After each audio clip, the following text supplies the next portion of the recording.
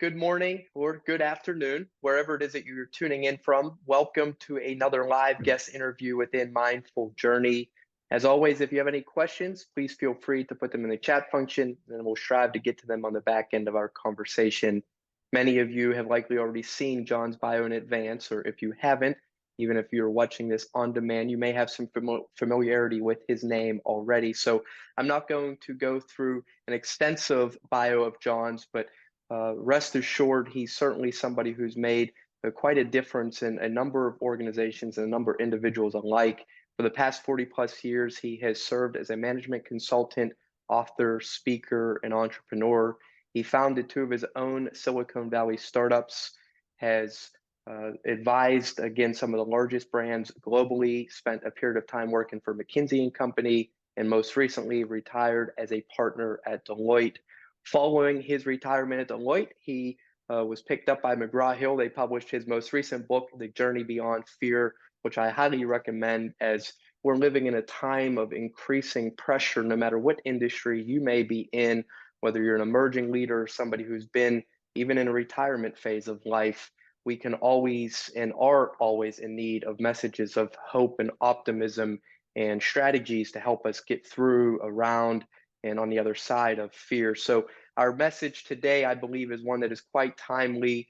Just a few more things about John. He's probably been quoted everywhere from the Wall Street Journal to New York Times, et cetera, and his degrees from Wesleyan University, Oxford University, and a JD and MBA from Harvard University. With all of that being said, very much looking forward to our conversation. John, thank you for being here and welcome. Thank you. It's great to be here. Yes, sir. Can you give us just a high-level overview of your experiences leading up until now, what your career consisted of, and then the work that you're doing currently through your company Beyond Our Edge? Wow, you covered a fair amount already, so I'm not sure what I can add. I've now been, for 42 years, I've been in Silicon Valley. I was drawn here because of the realization that technology was exponentially increasing in performance, and that it was going to drive a lot of change in the world, even though I was not a technologist. So I was coming here just to observe and harness some of the technology. As you mentioned, I was the founder of two tech startups. Going way back, for those who can remember that far back, I was a senior executive with Atari in the video game business. And as you mentioned, I was a partner at McKinsey & Company, helped open their Silicon Valley office, started their e-commerce practice back in the early 90s, and then spent 13 years as a partner at Deloitte, and founded and ran their global research center called the Center for the Edge. And the charter for that was quite interesting. It was basically identify emerging business opportunities that should be on the CEO's agenda but are not, and do the research to persuade them to put it on the agenda. So I was trying to stay ahead of everyone and anticipate opportunities. And as you mentioned on the side, now I've written 8 books, published 8 books, including my most recent one, The Journey Beyond Fear. And I'm in the process now of transition. Having published the book, The Journey Beyond Fear, I want to create a new center that will offer programs based on the book to help people make that journey beyond fear. So that's my next chapter in my career. More to come. That's wonderful. What was the inspiration beyond with The Journey Beyond Fear? Pardon me. What was the inspiration with that book? And it's been in existence for just a touch over a year now. Is that right? Yeah. So I actually started writing the book almost 6 years ago, and I was traveling around the world as part of my work, and I was struck that everywhere I went, the dominant emotion that I was encountering was fear. At the highest levels of organizations, lowest levels, out in the community. And while I think the fear is understandable, it's, I should say specifically, it's fear of the future when somebody looks into the future, do they see it primarily as a threat or as an opportunity? And more people around the world are seeing the future as very threatening, scary. I don't want to go there. I just want to hold on to what I have. And again, I think it's understandable in the sense that we live in a world of mounting performance pressure, competition's intensifying on a global scale, pace of change accelerating, and extreme disruptive events coming in out of nowhere to disrupt our best laid plans. That's a lot of pressure, and there's a reason people are feeling fear in that kind of environment. So I think it's understandable, but I think it's also very limiting because you start to shrink your time horizons, you start to become more risk averse, you lose trust in other people. There are a lot of dysfunctional aspects of fear. And so what really inspired me to write the book was, how do we, first of all, recognize the fear? Because I think many of us just don't want to acknowledge it. But then more importantly, how do we make that journey beyond fear and cultivate emotions that will help us to have more impact that's meaningful in our lives? And I'm always driven by helping people to anticipate and address opportunities, and you can't do that if you're driven by fear. No, so true. And what an admirable aspiration. I don't think there's anyone, in fact, I can go out on a limb and say with deep certainty, there's no one who's not experienced fear, right, in some capacity. So whether they're a business leader or they're just starting off in their careers, or they lead a team or don't lead a team, we all face fears in work and fears in personal life. And again, I think the messaging and the need for this book is more prevalent now more than ever. All these emerging technologies with ChatGPT and artificial intelligence, these buzzwords that are coming out there, it's causing even more of that mounting pressure that you're speaking to. So I'd like to touch on the 3 pillars, and I know you packed so much into that book, but for those that haven't read, John really narrowed in on 3 main pillars, if you will, that he deems to be essential for our ability to journey beyond that fear. And they were narratives, passion, and platforms. Could you give us just a high-level perspective, John? I hope I'm not misspeaking to those. I think I've got those correct. If I've misspoken, please let me know. But could you just give us a high-level overview of how you landed on those 3 things and what they mean for us as individuals to navigate beyond fear? Yeah, I mean, it was based on many years of research, decades of research. The challenge I have is, I think they are the key pillars, but excuse me, the challenge is that you mentioned the 3. The words are widely used, and I believe not the way I would want to use them. So I have a different meaning attached to narrative, passion, and platform. And I'll just start with narrative. I think most people, when I talk about narrative, say, oh, you're talking about stories. That's a narrative. And no, I believe there's an important distinction to be made between the 2. For me, a narrative is open-ended. Story, let me start with stories, are self-contained. A beginning, a middle, and an end. The end, the story's over. And the story is about me, the storyteller, or it's about some other people, real or imagined. It's not about you. You can use your imagination, figure out what you would have done, but it's not about you. In contrast, for me, a narrative is open-ended. There is no resolution yet. There's some kind of big threat or opportunity out in the future, not clear whether it's going to be achieved or not. And the resolution of the narrative hinges on you. It's a call to action, to say your choices, your actions are going to help determine how this narrative plays out. And the reason I ended up focusing so much on narrative, because again, the fear that we're experiencing is a fear of the future. And so reflecting on our own personal, I talk about narrative at multiple levels. I start with personal narrative. I believe we each have a personal narrative that we're living our lives to. but very few of us have made the effort to even articulate it, much less reflect on it to see, is this the narrative we want? And for most of us, the personal narrative is the future is very threatening. There's some kind of big threat out there. It could vary depending on who you are, but it's a threat. And I can't have a call to action or for help from others because I don't trust anybody. It's too threatening, too scary. And I think just the process of stepping back and making the effort to articulate that personal narrative. What is it that's been driving our lives? And then reflecting on, is this the personal narrative that I really want to be living to?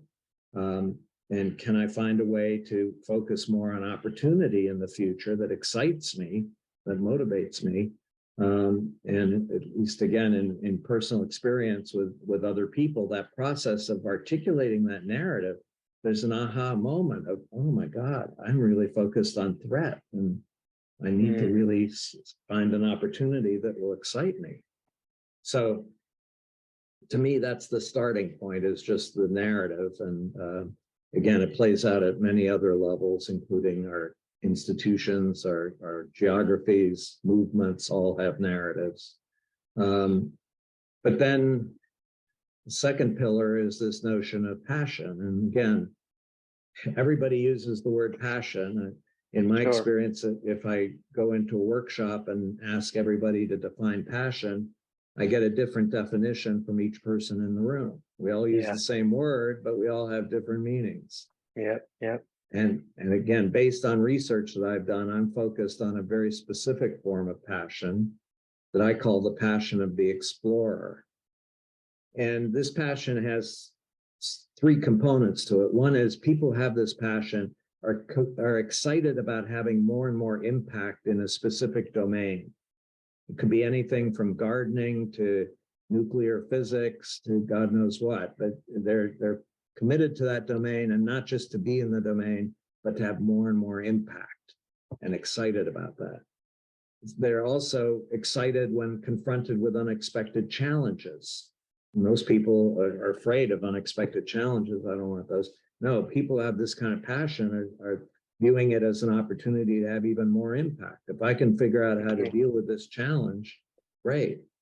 And then the third component of the passion of the explorer is when confronted with those challenges, people have this passion. Their first instinct and question is, who else can I connect with who can help me get to a better answer faster?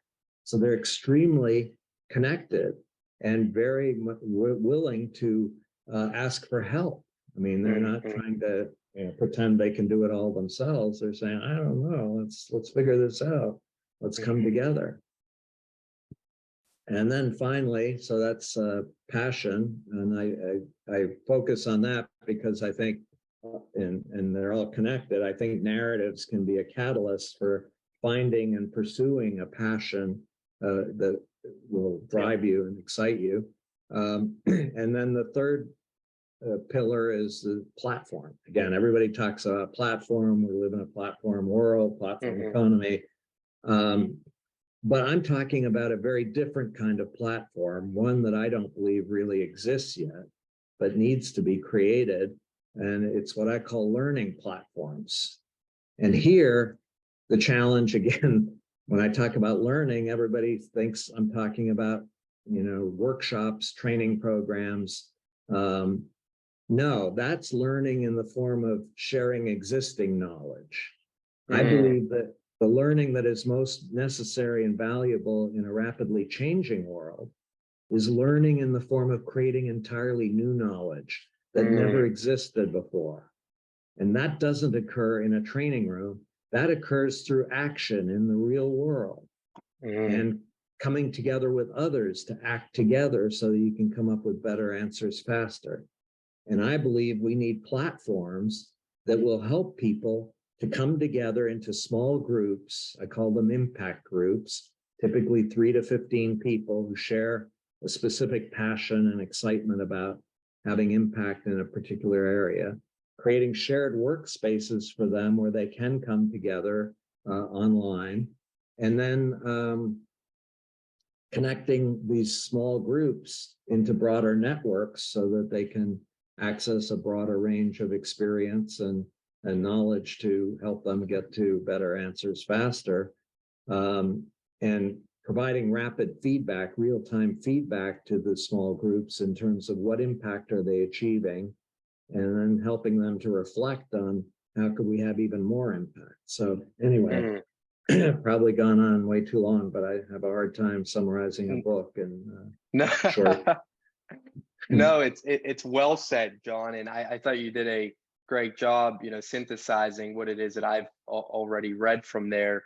The one example that I found value in that you shared that helped me understand, because this admittedly, it challenged my thinking, and I'm sure that's what you want, right? You're trying to Right. bring disruptive thinking to, and story is something I've often spoken about, how we need to create a more powerful story to look at ourselves. But you got me thinking about, well, what's the story narrative? There's a difference. So I don't want to get too granular, but there is one example I want to bring up from the book, because this is what helped me understand the difference between threat-based narrative and opportunity-based. And that was the executive you worked with in the oil industry.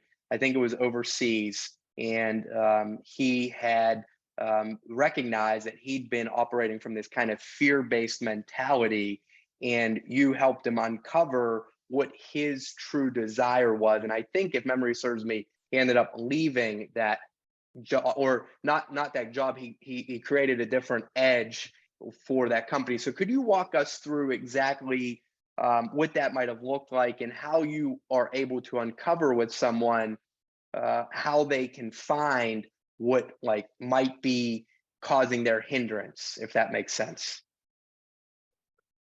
Yeah, again, I think to me, an early exercise is this question of articulating a personal narrative. What is their personal narrative? And I should say too, again, just to clarify, because I'm often misunderstood, in the psychology profession, there's personal narrative is widely used. And when you talk to psychologists, what they mean by personal narrative is, tell me the story of your life. How did you get to where you are? What are the key decisions you made? And tell me the progression. Now you're where you are today. That's the end of the story, the personal narrative. My personal narrative is focused on the future. It's not about the past. It's about what's your view of the future and what's motivating you and driving you. And then to what extent are you asking for collaboration or help from others? And I think, again, the exercise of getting people to reflect on what is that narrative that's been driving me, that I have about the future today, and is it the best narrative that I could have? And I think most people, again, just begin to have that moment of, oh my God, I'm focused so much on threat. There's a reason why I'm so afraid. And what can I do to find an opportunity that excites me, that motivates me, and make that the focus of the future? Yes. No, that's great. Great. Thanks for elaborating on that. I wanted to bring up that example because I thought it would help drive home. I know it helped me kind of understand the difference between, a threat or fear-based narrative and something that's more opportunistic. So with, John, our audience is diverse in terms of, some folks may be in designed leadership roles, others may be emerging leaders, et cetera. But I think all of us at some core are leaders. And I don't believe we need a title to be a leader. We don't need to have some, seniority. Many people are leaders within their households, in their communities, and so forth. You've obviously spent a lot of time around some of the world's most notable leaders. I know at the beginning of your book, you shared a conversation you had with the founder of Visa. That's one of our, global brand everyone knows. And then obviously you've spent time in leadership capacities. From those experiences, what are, one, two, or three characteristics that you deem to be absolutely essential, non-negotiables for the foundation of effective leadership? Wow. A lot of things, but at a high level, a key theme in my book is that we're in the early stages of a big shift that long-term forces are reshaping our global economy and society in fundamental ways. And I think big shift plays out in many different dimensions. One of them is in terms of leadership. I'm going to generalize here. I know there are exceptions, but by and large, leaders today of large organizations around the world operate on what I call the expert model.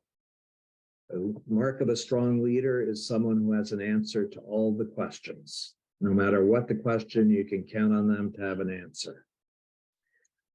And I won't go into too much detail, but I think it's one of the reasons we talk about erosion of trust in all of our institutions. I think that one of the reasons there's an erosion of trust is because of that expert model. If you claim you have the answer to all the questions, there are two possibilities. One is you have no idea how rapidly the world is changing and how many new things are happening, or you're lying. In either case, it's not good. In either case, why would I trust you? Right. I believe the mark of a strong leader in the future, in this big shift, is pursuing inspiring and powerful questions. So it's the notion of framing questions that have not yet been answered. And first of all, acknowledging you don't have an answer as a leader. You know, it's a powerful question, and asking for help from others. And yes. I think that helps to build an entirely different culture, which says not only is it okay to ask questions, it's absolutely essential to ask questions. Yes. And it's not only okay to ask for help, it's absolutely necessary to ask for help. We're going to come up with better answers faster if we come together than if we just sit and try to figure it out on our own. So yes. I think that to me is a key element or focus of the new leadership model is what are the most powerful and inspiring questions that could motivate people. Yes. So well said and so true. And it's unfortunate, and you've probably come across many leaders as I have, and probably everyone on this call has, where they carry themselves with this arrogance and this, type A, and it's okay to be type A and speak with conviction. We need strength from leaders and so forth, but it can't be or shouldn't be at the expense of your team members or others in your environment. And it shouldn't be in place just to be egoic and look like you know what you're talking about. So I say all that because I'd love to hear from your perspective as to why you think leaders operate that way. Why do we have leaders exist today who are unwilling to ask for help or tap their team members for their knowledge? Well, I think it goes back again to the expert model that, the expectation of leaders in our large institutions is that they will have the answers to all the questions. And, when I can build trust with a leader and sit in the privacy of their office, they will usually acknowledge to me how afraid they are. They don't have the answers to all the questions. There are so many things happening that they never even expected, but they're also afraid that they're going to get fired because they don't have the answers to all the questions. Their boards of directors or trustees, they're all wanting a leader who has the answer to all the questions. And if they don't, well, maybe we should get a new leader who does have the answers. And so I think it's their fear is driven by the expectations that they're going to have all the answers, and they don't. It's quite interesting. It's funny. One of our guests last year was David Pottruck, who used to be the CEO at Schwab, and he shared with us. Do you know David? I've met him. I wouldn't say I really know him, but yeah. Okay. It was fascinating to hear. You and him strike me as very common. Actually, you just carry yourselves with humility and are very forward thinking. He obviously at Schwab was, I think, right behind E-Trade, disrupted their model, so the call center model was gone, and you were able to trade online, et cetera. But one of the things he shared with us, and what is triggering me to bring this up, is what you just said. His one deep regret while he was at Schwab was not, getting rid of a certain number of people because he wanted to protect them, right? He had a heart for people. But what he was saying is he was so driven in those moments by the board of directors that he wasn't even necessarily thinking about what was best for the overall organization. He just got distorted. He had a heart for people, but then he saw that he needed to do things because the board. And so I just, I bring that up now because, it's unfortunate, John, that these environments, and I get it that there are stakeholders and shareholders involved, and people are looking for a return on their investment in the markets and so forth. But is there anything culturally that can be done that can allow people organizationally to operate with less fear, so that even though there's this mounting performance to deliver, right, that humans are still able to be humans and make decisions without fear of, how is my board going to judge me? I don't know if that's connecting the dots, but I just, what you mentioned there triggered that thought with David, because I'm like, I got off that call thinking, wow, I just sensed that he had so much fear in those moments and was almost happy to be gone. No, well, it's challenging. Again, we have cultures and expectations that are going to feed the fear, and I've become a strong proponent of a different approach to strategy that I think can be very helpful in this context. And it comes from my experience in Silicon Valley, working with some of the most successful tech companies, and they pursue this strategy instinctively. It's not something that they got out of a textbook. And I gave it the name of zoom out, zoom in. But basically, if you think about strategy for zoom out, zoom in, it focuses on 2 time horizons. One time horizon is 10 to 20 years. And on that horizon, the question is, how is our relevant market or arena going to change in the next 10 to 20 years? And what is the really big opportunity that could fundamentally dwarf anything that we've done in the past 10 to 20 years from now? That's the zoom out. Zoom in is 6 to 12 months. And on that horizon, the questions are, what are the 2 or 3 things, no more, 2 or 3, that we could pursue in the next 6 to 12 months that would have the greatest impact in accelerating our movement towards that longer term opportunity? And do we have a critical mass of resource committed to those 2 to 3 initiatives in the next 6 to 12 months? And then how would we measure progress? What are the metrics for determining whether we're actually moving rapidly and more rapidly in the right direction? So I think in this context, it's helpful on many levels. I mean, I'll talk about investors and boards, but I talk to leaders all the time, and they say, "Oh, well, John, I'm a prisoner of my investors. All they want is short-term quarterly performance, and if I don't meet it by a point, I'm going to get fired. So I can't afford to be distracted by the future." And I acknowledge, I want to recognize that is a lot of pressure that they're facing. But on the other side, my pushback on it is, so when was the last time you went to your investors and articulated a really exciting, massive opportunity that your company could be targeting in the next 10 to 20 years that would make the current company just a dwarf of what it is, what it could be? And I get back, well, come on, John, the future's so uncertain. I couldn't possibly articulate that. So my response is, well, what do you expect investors to measure you on? If they don't have a sense of what's the really big opportunity, they're just going to sit there and say quarterly performance. And it becomes a vicious cycle. The more they focus on it, the more you focus on it, the more you focus on it, the more they focus, and you spiral downward. And my counter example, there aren't many, but I think there's a good one. My good friend Jeff Bezos, the founder of Amazon. When he started, one of his key messages to investors was, if you want short-term performance, this is not the company to invest in. Wow, that's powerful. I'm focused on a really exponentially big opportunity. And it's going to take time to get there, but I'll show you progress as we move in that direction.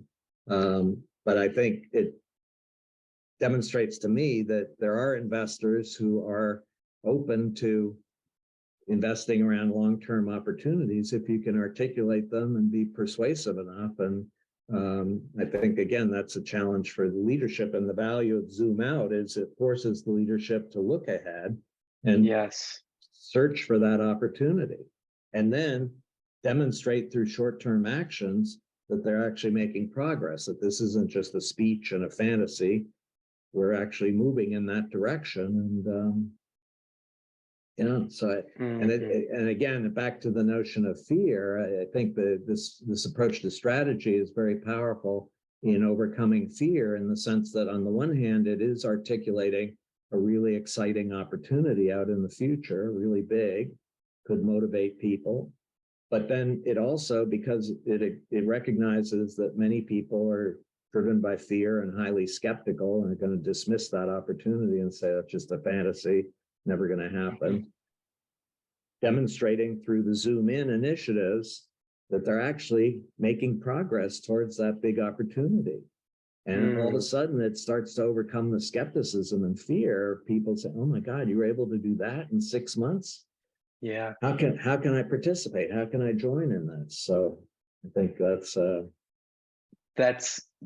wonderful. And I love the Bezos example, obviously, because that's a name everyone's familiar with, and all of us are Amazon customers, right? So that resonates. Now, that leads me to another thought, John, of innovation. And obviously, you have been on the front lines of innovating, both in your own companies and then leading innovation. I believe, one of the things that disallow people to innovate or act is fear, right? That they don't know what the end outcome is going to be. What if I put $100 million to this and try and it fails and we fall flat on our face? So my question to you is, what do leaders or individuals alike need to do with mindset to give them the courage to act in spite of the unknown? Is there something, a strategy, a tip, that you've used or you've seen leaders use that would allow them to be more courageous to innovate? Well, again, I think the zoom out, zoom in can be very powerful in giving leadership the motivation if they make the effort to really look ahead. I think one of the interesting things about a 10 to 20 year horizon versus the 5-year plan, which is what most strategy is, it's my 5-year plan. If you just look out 5 years, you can pretty much convince yourself you're going to be the same business as you are today, maybe some incremental change. If you zoom out 10 to 20 years and you think you're going to be the same business you are today, you don't understand exponential change. And but it also focuses on identifying the exponential opportunities that are emerging in that future. And that can motivate people to overcome the fear and really move forward. And I think a key element, again, everybody uses the term passion. I've actually developed a taxonomy of passion, many different types of passion. And I talked already about the passion of the explorer. There's another passion, which I think many leaders have, which is the passion of the true believer. And the true believer can describe in great detail exactly where we're headed. 10 to 20 years from now, this is the destination. This is what it looks like. And I can describe it in great detail. And I can tell you every step we need to take along the way. Just follow me. I will show you. The passion of the explorer, they see the future, they're excited about the future, but they freely acknowledge they don't know everything about the future. It's kind of a high level view of an opportunity. We need to figure this out. And they can perhaps identify the first couple of steps to be taken to get to that opportunity, but they have no idea what the whole pathway is going to be. That's what we learn as we go. And so I think it's adopting what I call the learning mindset, which is, the key to success is to learn faster and recognize that the world is rapidly changing and we're going to have to learn as we go and evolve. And so, Hmm. Hmm. yeah. That makes sense, certainly. What do you think causes adaptation in businesses? I know the reinvention of a business model can be challenged. You think about Netflix, I believe, has done it, right? They obviously were in the CD mailing business and then brought their their product online, if you will, to stream and et cetera. Now obviously have gotten into creating their own movies and so forth. But a lot of companies like Blockbuster, to keep it in the same industry, have been unable to innovate and adapt. So what do you believe disallows organizations from reinventing themselves? And then what do you believe allows, companies to be nimble enough to reinvent themselves? Kind of a twofold question. Yeah, it's complicated. I think disallowing to me would be fear on the one side, and also complacency. I mean, I mentioned many years ago being a senior executive in Atari, and at the time Atari was this unprecedented success, the first company to get to $1 billion in revenue in such a short period of time. And the leadership was very complacent. We're hugely successful. We're just going to keep doing what we're doing, and we'll continue to be successful. One of the things I was focused on was they were one of the early developers of personal desktop computers. I said, there's a huge opportunity to develop these desktop computers and become a leader in the computer industry. And no, we're a leader in the video game industry. That's our key to our success. We're just going to stay there and continue. So I won't go into the details of the story, but it was a sad ending to that company. So it's, on the one side, complacency, but on the other side, fear that I think prevent people from innovating. And I think the question is, how do we look ahead in a way that sees a really big, different opportunity from the one that we've been pursuing, that will motivate us to really want to change and to innovate and overcome the fear that we've had. And again, take real steps today that demonstrate that this isn't just a fantasy, that this is something we actually can do. Mm-hmm, mm-hmm.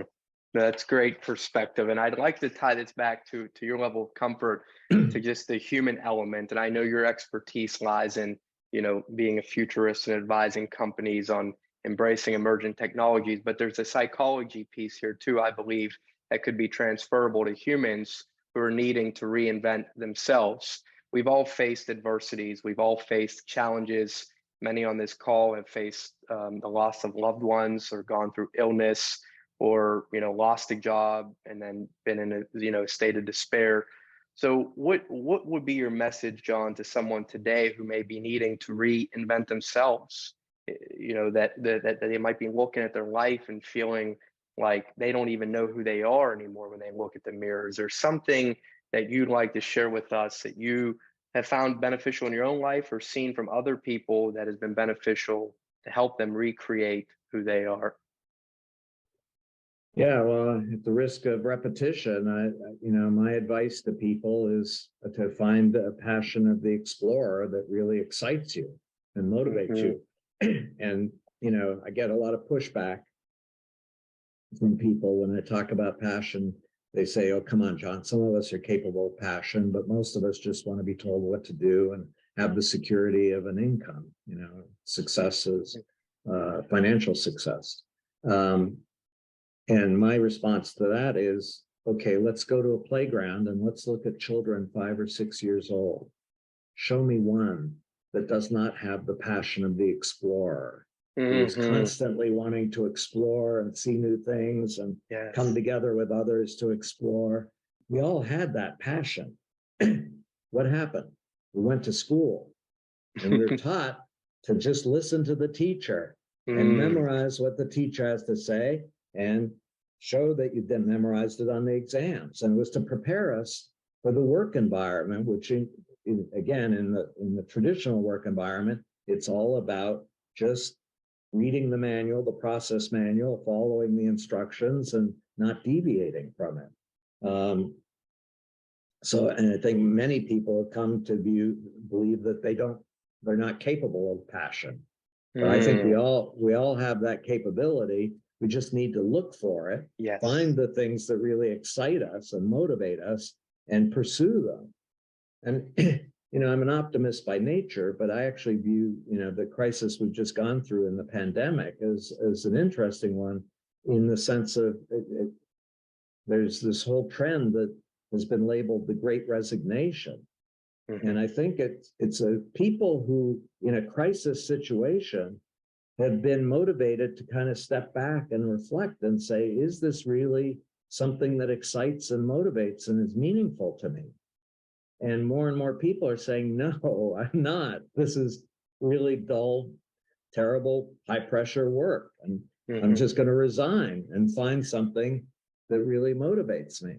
So I think there's an optimist by nature. I think there's more of a realization that we need to find something exciting and motivating. And I'll just quickly, one other story, I think it was in the book, I'm not sure. But it was a very senior administrator at MIT University, Massachusetts, MIT University. Very senior guy, very successful, earning great income. And but he was just bored out of his head in terms of the work he was doing. So this is just not what I should be doing. Yeah. And after some effort, he found that the thing that really excited him was fixing things, fixing physical objects, mechanical objects. And he resigned from his job and he became a handyman for homes, fixing refrigerators and plumbing and God knows what. And he got so excited about it, and he started to bring together other people who shared that kind of excitement, and became very successful as a handyman. But it was a completely different path than the one he had been on. So. There's tremendous power in that. Well, two things I want to touch on that you mentioned. The example of the kids in a playground, I 100% subscribe to that. I think when we're 5 and 6 years old, even those individuals who, because it's not lost on me, some kids have, tough upbringings where they're exposed to different challenges and adversities right on the front end. But that curiosity and that childlike imagination, I believe, was in existence in all of us. And to your point, you get into a classroom and everyone tells you what to think and how to think, and just sit and listen. And all of a sudden we begin to develop these biases about life based upon our environments. And we begin to, experience failures, etc. And we start operating within a box. So I love that you challenged us to say, hey, go back to just go find a playground and see how kids are climbing. And, you'll inherently find your own curiosity and imagination again. And then the second thing is that MIT story is very important too for people to hear, because I believe society often puts Ivy League up on a pedestal. And we believe that if we don't have these credentials, we can't add value elsewhere. And to hear from someone who was at arguably one of the top institutions go to do something, a handyman, which our society views as less than and maybe not as adequate, it gives permission for all of us to say, find happiness and fulfillment, not what society deems to be success. Yes. So thank you for sharing that. I could talk with you for hours, John, but I want to be cognizant of our time. So we do have a question that popped in. I'm going to ask you maybe just two more, and then we'll get to that. And so we can close right at an hour, because I don't want to surpass what I promised you. I do want to touch on burnout just briefly, because in my experiences in talking with certain leaders, that's something that they're not only feeling, but they see their people feeling. And that comes back to what I believe you mentioned from COVID, of the Great Resignation and so forth. You've obviously been in high pressure environments throughout your career. You're getting consulting checks to deliver value and outcomes. So there's an inherent pressure comes with that. And you've also operated in Ivy League yourself. What have you done personally to ensure that burnout, as it's defined, that hasn't gotten the best of you? And then what would your recommendation be to somebody today who may be feeling burnt out in their work? I'm going to sound like a broken record here, but I keep coming back to this notion of passion and its role in our lives. And one of the things that I'm struck by when I talk to people who have this kind of passion, a passion of the explorer, is they use the metaphor of this is a marathon, not a sprint. And it's because their focus is on long-term increasing impact over time. It's not just, doing the project of the moment. This is the future. And so it's a marathon. And one of the things that people with this kind of passion have is a very strong focus on balance so that they don't burn out, because that's going to prevent them from getting to that really exciting future that's out there. And so they're constantly pacing themselves and making sure they create time for relaxation and making sure they're healthy. And I think it's something that we all need. And the problem, again, if we don't have this passion and we're just doing what we're told and we're getting told to do more and more things, well, we're going to burn out, and it's just a losing proposition. And we just have to recognize what's enough already. But again, in the context of something that really excites us and motivates us versus just doing assigned tasks. Great context. What is something that you've relied on personally as a habit, a ritual, or a routine that's allowed you to perform at your peak? I think certainly broadly, it's the notion of what I call learning mindset, but it's the excitement about the potential for learning. And one of the key elements in learning is reflection. It's stepping back on a regular basis and taking the time to reflect on what did I do, what impact did it achieve, how could I have even more impact, where did I think I was going to have impact but didn't, and reflecting on how can I evolve those activities and so that I can have more and more impact. But I think it's that taking that time, because I think, again, we can get consumed by just keep moving forward, don't ever step back and reflect. And I think reflection is a key part of learning. It's really taking the time to say, what happened and how can I do even better? Yes, that's great. I heard before, I think it was from Ray Dalio, who said pain plus reflection equals progress. So it's not enough to just, experience failure, because failure, there's an old adage that says if you fail enough, you'll fail your way to success, which I think is BS, right? You need to reflect. So yeah. Well, I've got one question left for you, and it's to your level of comfort. I think I'd shared it with you in advance. We've asked every guest this. Obviously, some have been willing to be more vulnerable. The intention of the question, I just want to give context to you on, is this. So often our world looks at people and thinks that they have it all together, that our neighbors have the perfect looks, perfect spouse, perfect house, and the truth is, we all face hardships. So in Mindful Journey, what we're trying to do is normalize and humanize this reality that, hey, even people who have, from society's standpoint, much like yourself, who's amassed success, has to face difficulties. So that's the intention of the question. The question very simply is, John, what's the most challenging thing you've gone through in your life, and to your level of comfort again? And what do you recall having done to get through it? Oh man, a lot of. I know it's a big one. I know. Well, I'll go way back into my childhood. Two things maybe. One is I had a mother who had a lot of anger and rage issues, and she would go into these rages and talk about how she wished I'd never been born, that I was such a burden. Mm. It was very scary, very fear. I had a lot of fear of my mother. And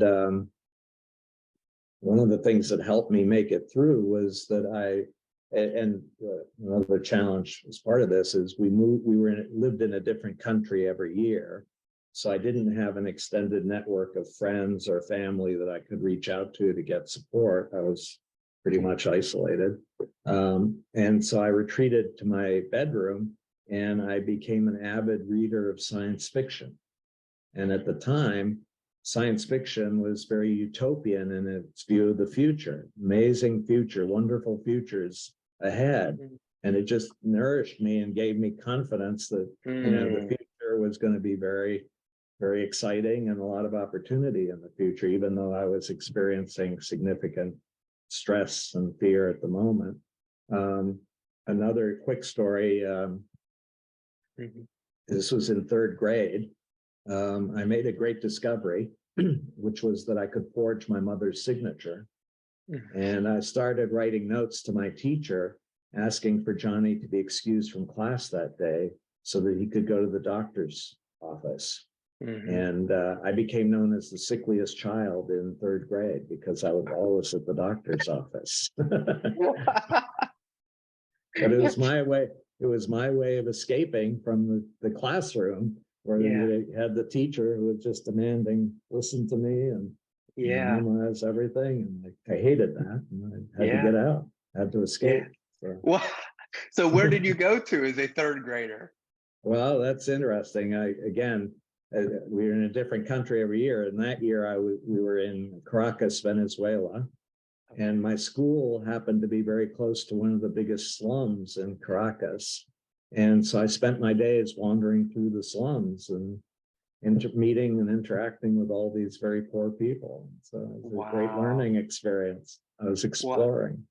Yeah, the passion of the explorer. Right. That's interesting. It all connects. So and then I'm interested about one more question off of that. Did you go back to school then for parents to pick you up, or was your school were you able to walk home?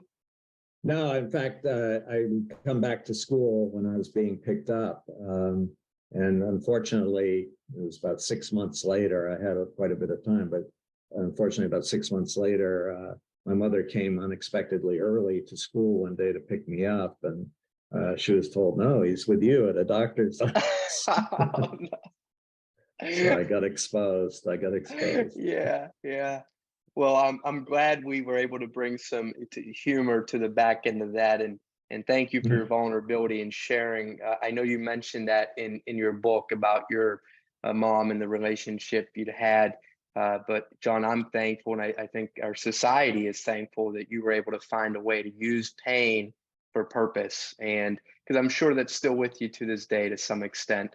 And so thank you for opening up and sharing. We do have one question from a guest here, and I'll pause it for any other questions that pop in. Looks like it's a twofold question, John. And you should be able to see, it might have popped up on your screen. It says, what's one thing you would like for us to walk away with as it related to fear in pursuing our dreams? And then there was a second. Do you want me to pause on that? Yeah, I'm sorry. I was looking for the question. I can't find it. So if you could just repeat it for me.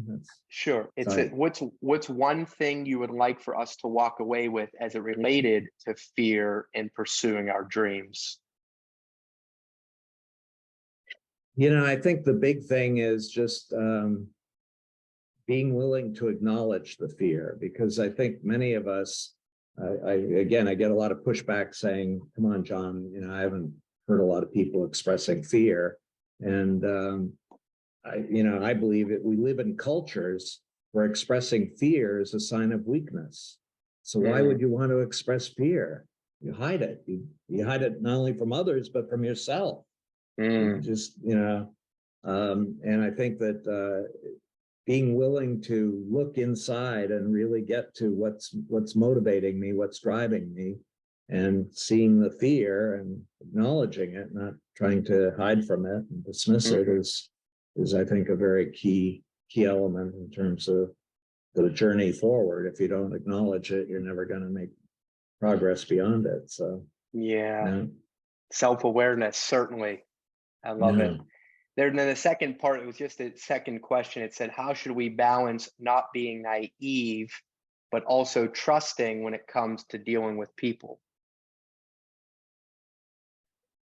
Um, it's a great question. I think absolutely there's a balance there. You don't want to just be naive and trust everybody who's, even people who have bad intentions. But I think it's a question of really engaging early on in some actions that can demonstrate, does the other person really have a commitment to having impact that's helpful to both of us?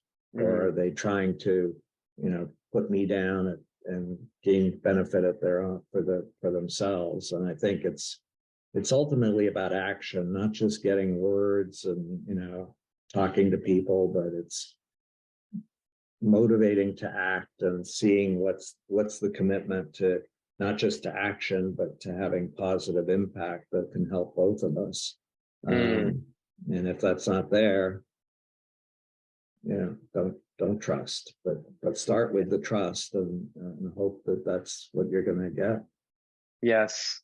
Well, that's great. I think it's a great piece of advice, that just mutually beneficial. And well, make no mistake, I'm happy to share with how you and I connected. Obviously, I had become familiar with your work, but I appreciate you being trusting of coming on and joining me for this call. So I like what you're saying, because the mutual beneficial piece is something that can help us connect more meaningfully with others. So it's not just self-serving, and it's not a just one-way relationship, but just wanted to try to synthesize that. I really like what you said.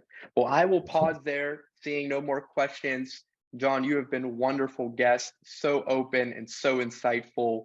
Deeply grateful for your wisdom shared with us today on not just business, but how we can overcome fear. I'll say again, for those who are still with us or who end up watching on demand, definitely pick up a copy of The Journey Beyond Fear, a wonderful book. And John expounds upon much of what it is that he shared today, particularly with narratives, the passion, and then platforms. John, thank you again. I'll follow up with you offline and send you this recording. Great to be with you, and so glad that our paths have crossed. Absolutely. To be continued. It's just the beginning of a journey for sure. Yes, sir. Great. All righty. Have a great day. See you, John. Take care. Bye-bye.